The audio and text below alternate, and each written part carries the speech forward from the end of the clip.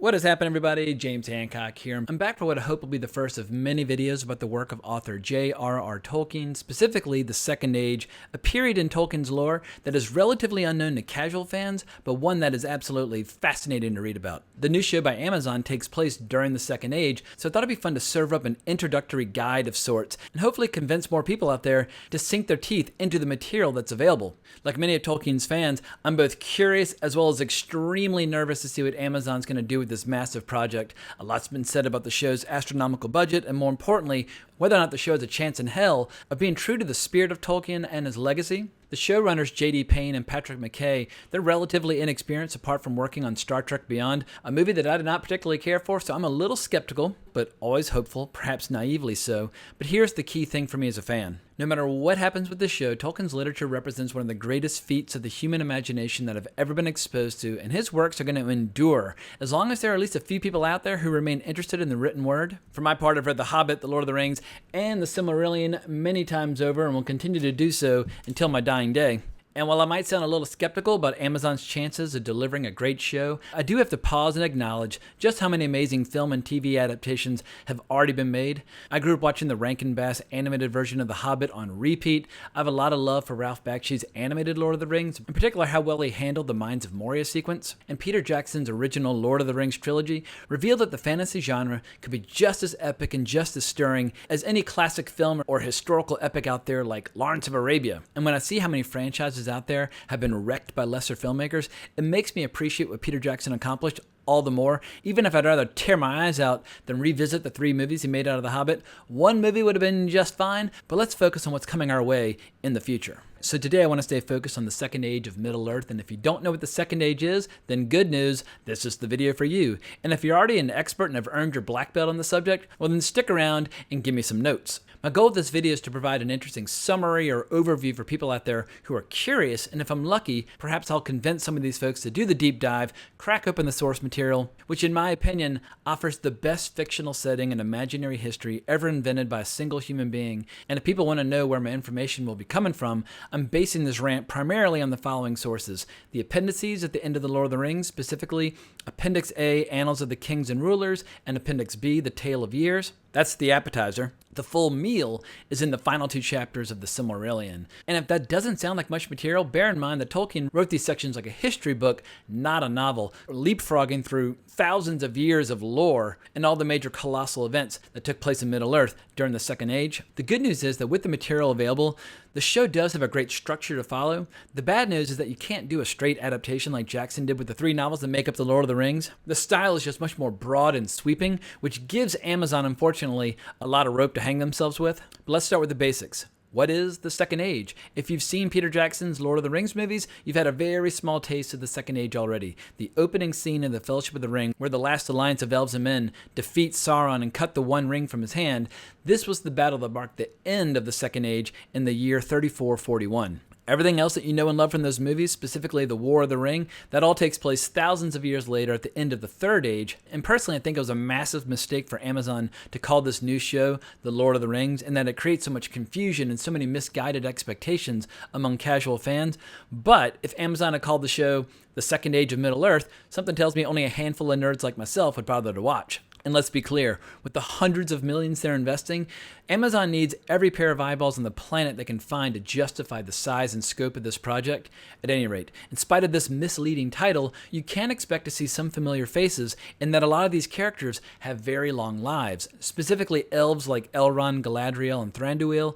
And as far as the bad guys go, Sauron and eventually his ring raids are all alive and well in the Second Age. But as far as Tolkien's literature goes, we know the least about the Second Age, which kind of makes sense thematically in that this was a period of darkness and despair for most people in Middle-earth, a lot like the Dark Ages were for Europe. But if you just want the bullet points to understand the Second Age at a glance, Appendix B at the end of The Return of the King tells the full story in just a few quick pages. But if someone put a gun to my head and asked me to summarize the Second Age very quickly in just a few sentences, I would say that the Second Age is basically 2 storylines: the forging of the Rings of Power, as well as the rise and fall of Numenor. Most fans already know a thing or two about the Rings of Power, and through the character of Aragorn, they've already had a very small taste of Numenor as well. Numenor is the island home of the Dunedain, Aragorn's ancestors, and their rise and fall is kind of the Middle-earth equivalent of the story of Atlantis. Luckily, in addition to the appendices, Tolkien decided to flesh out this outline with greater detail toward the end of the Silmarillion, even if this amazing book is primarily concerned with the first age.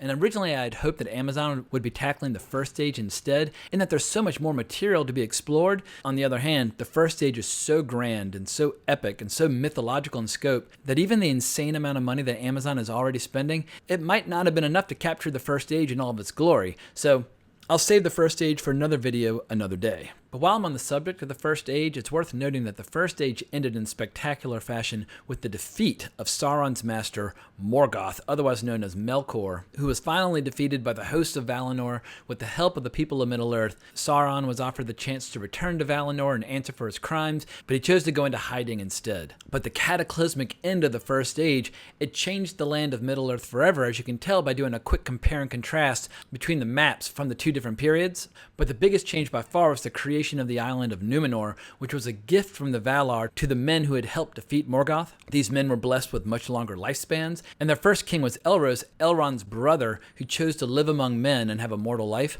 Elrond had a similar choice to make, but chose to live among the elves, and the reasons for why these half-elven brothers faced this choice is a tale for another video about the First Age. But this topic would resurface many centuries later when the shadow returned and some Numenorians began to envy the long lives of elves. The Second Age becomes increasingly dark as it progresses, but early on there was some cause for optimism, like the great friendship that grew between elves and dwarves, which is alluded to on the door into the Mines of Moria. But over the centuries on the island of Numenor, the Numenorians absolutely flourished, growing in wealth, power, and wisdom as they became the greatest sailors that the world had ever seen. The only constraint on their power is that they were forbidden by the Valar to sail to Valinor, the Undying Lands. That privilege was exclusive to the elves, another source of future tension. But a few centuries into the Second Age, Sauron finally decided to show his face again, which is when things start to get really interesting. Sauron was growing alarmed by the growing power of the Numenorians and decided to commence the construction of his stronghold of Barad-dûr in Mordor, a location that we've all seen in the movies, and from there he continued to try and corrupt the minds of men at every available opportunity. Now, a key detail to keep in mind is that at this time, Sauron could still appear to be a sexy beast when he wished to, and he could be incredibly charming and seductive and persuasive. And he would soon earn the name Sauron the Deceiver many times over, in particular when he got to work persuading some elves into working with him. The king of the Noldor, Gil-galad, wasn't interested at all, but the smiths of Eregion, in particular the brilliant Celebrimbor, he decided to take Sauron up on his offer to collaborate, and it's well known in Tolkien lore that Celebrimbor was the greatest smith that the elves had produced since the great heyday of Fëanor, who had created the Silmarils. But once again, that's all First Age material. But during the Second Age, Tolkien describes how Celebrimbor and his fellow craftsmen, they reached the absolute zenith and peak of their skill studying alongside Sauron, and around the year 1500, they finally started creating the Rings of Power, and the 3 elven rings that we all know and love from the movies were completed in the year 1590. But in the year 1600, things started to get really mean and nasty. Sauron created the One Ring, and he also finished construction on his fortress Barad-dûr. Now, Celebrimbor immediately realized that he had been deceived by Sauron, and he encouraged the elves to hide their 3 rings and take them off. And Sauron was enraged, and this all-out war erupted, ushering a period of darkness and despair in Middle-earth. The gates of Moria were shut, Celebrimbor was killed, and Elrond was forced to go into hiding, eventually constructing the hidden refuge of Rivendell. And this could have potentially been the end for elves, dwarves, and men in Middle-earth, if not for the timely arrival of the Numenorians. In the year 1700, Tar Minastir sent this giant navy to Middle-earth, driving Sauron's forces back to Mordor, and from this point forward, the Numenorians slowly but surely began constructing permanent settlements up and down the coast of Middle-earth. And for a couple centuries there was this watchful peace, but it was not meant to last. A shadow, sadly, had fallen over Numenor, and around the year 2251, the Ringwraiths finally were revealed, 3 of whom are suspected to be of Numenorian ancestry. This period also marks the beginning of this horrible growing schism among the Numenorians that only intensifies over the centuries. Because while some embrace the old ways and seek friendship with the people of Middle-earth, others desire power and wealth above all else. Instead of bringing gifts to the people of Middle-earth like they used to, they start coming as conquerors. And by the year 3175, a civil war erupts in Numenor. And by the year 3255, the notorious Ar-Pharazôn seized control.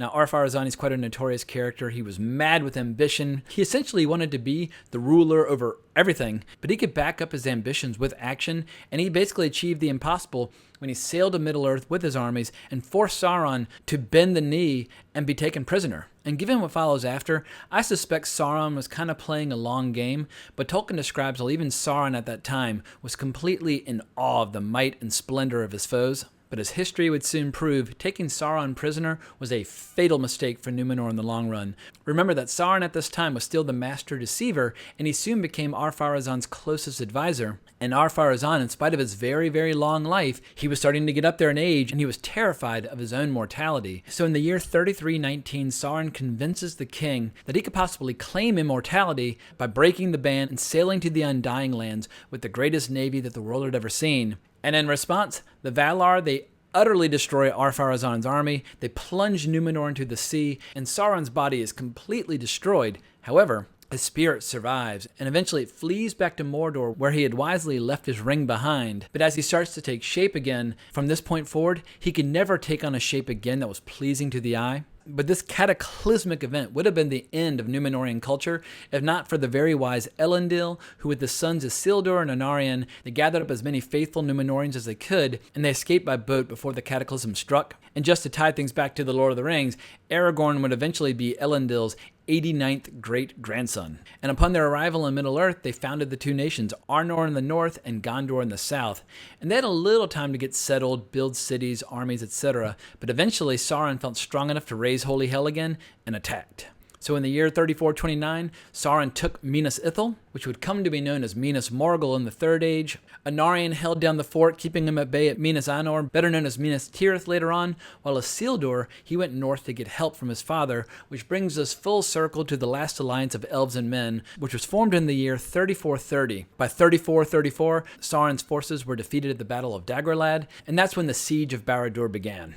It lasts for years, and in 3440, Anarion is killed, and in 3441, Sauron finally came forth in the flesh to do battle against Gil-galad and Elendil, both of whom were killed, whereupon Isildur, as we all saw in the movie, picks up his father's blade, and he cuts the One Ring from Sauron's hand, and the rest, as they say, is history.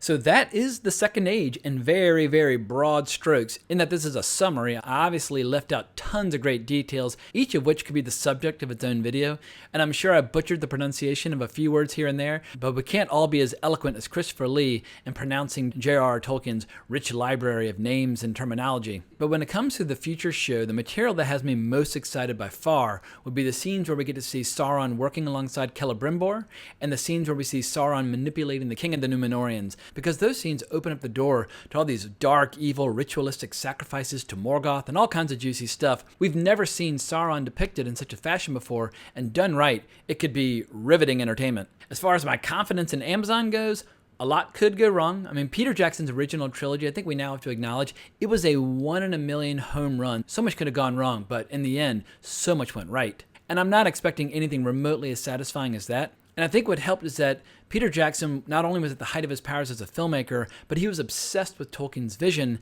and he used his talents as a filmmaker in service of that vision, as opposed to trying to replace it with a vision of his own. Whether or not Amazon will have the same reverence for the material, only time will tell.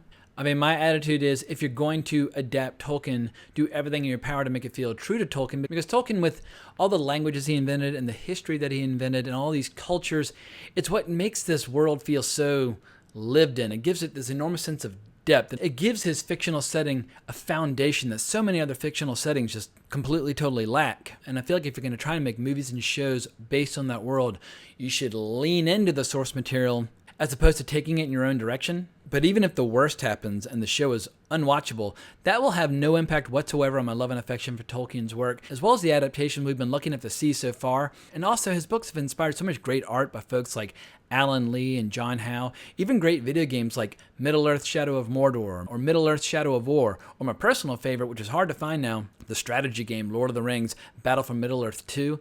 But I consider us all very lucky and very fortunate that really only the 3 Hobbit films so far have let us down, or at least they let me down. I won't speak for others.